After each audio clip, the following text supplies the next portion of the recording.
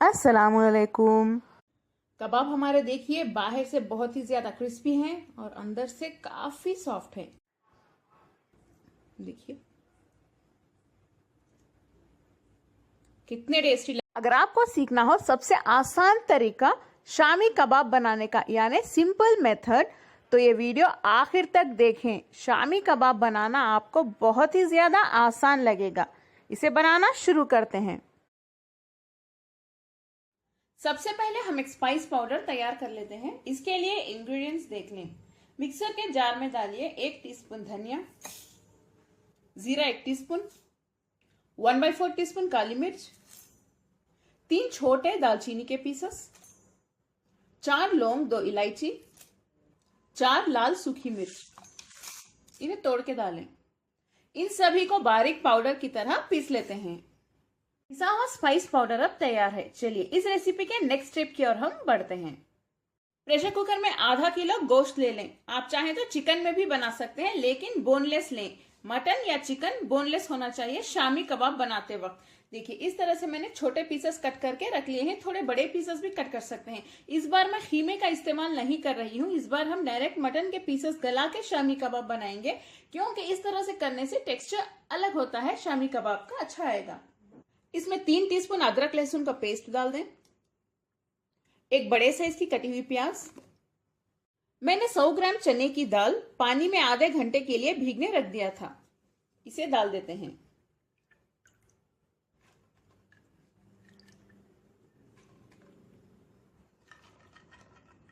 थोड़े से धनिया के पत्ते, पुदीने के पत्ते और एक हरी मिर्च।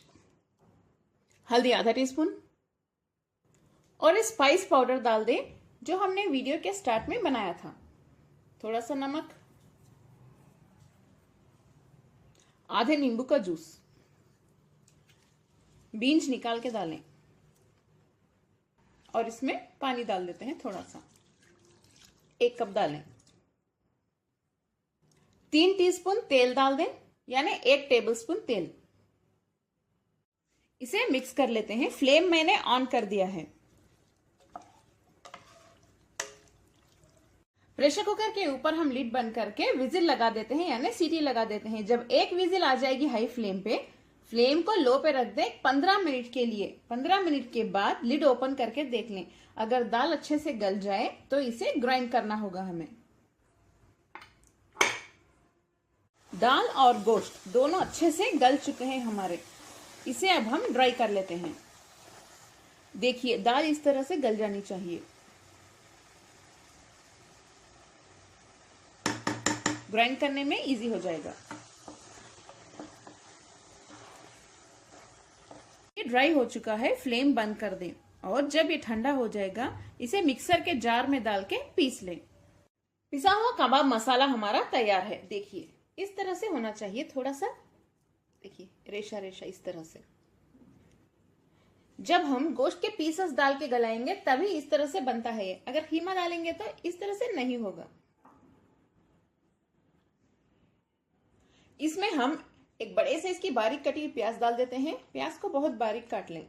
अगर आपके पास चॉपर है तो उसका इस्तेमाल करें।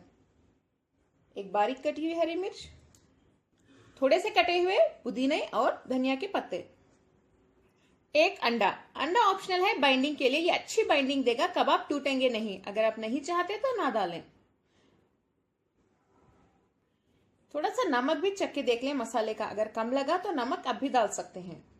चलिए इसे हम मिक्स कर लेते हैं। बहुत ही खुशबूदार कबाब मसाला हमारा तैयार है। चलिए कबाब को शेप दे देते हैं। कबाब बनाने के लिए सबसे पहले हथेली पे थोड़ा सा तेल लगा लें। जितना साइज का कबाब आपको बनाना है उतना मसाला ले लें। अगर बड़े बनाना हो तो ज्यादा ले लें। इसे पहले हम एक बॉल शेप दे देते हैं।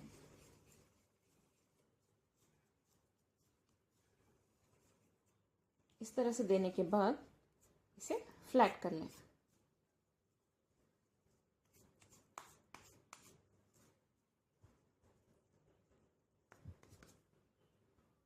इस तरह से कबाब में थोड़े से ओपनिंग्स आएंगे क्योंकि हमने इसमें प्याज डाला है।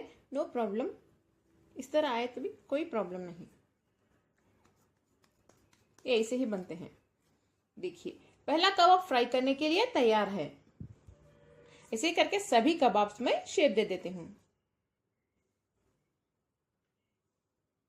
देखिए कबाब हमारे फ्राई करने के लिए तैयार हैं।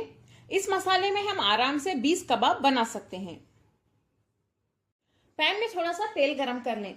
देखिए 1 या 2 टेबलस्पून। आप चाहें तो कबाब को शैलो फ्राई कर सकते हैं या डीप फ्राई भी कर सकते हैं। तेल गरम हो चुका है, इसमें कबाब डाल दें।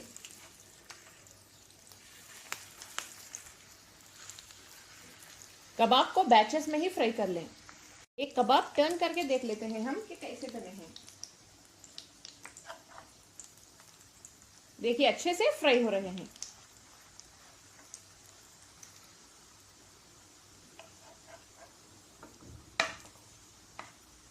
फ्लेम को मीडियम पे ही रखिए।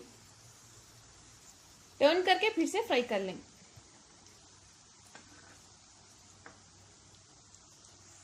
क्योंकि इस पार्ट में अभी थोड़ा सा कच्चा है, कलर लाइट है, इसीलिए फिर से हम टर्न करके इसे भी फ्राई करेंगे थोड़ी देर के बाद।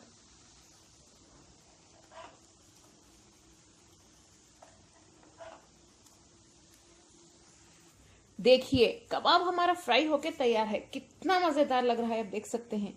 बहुत ही ज्यादा सॉफ्ट कबाब हमारे देखिए बाहर से बहुत ही ज्यादा क्रिस्पी हैं और अंदर से काफी सॉफ्ट है। देखिए कितने टेस्टी लग रहे हैं और खाने में तो बहुत ही ज्यादा लाजवाब हैं। आप लोग इसे जरूर ट्राई करें।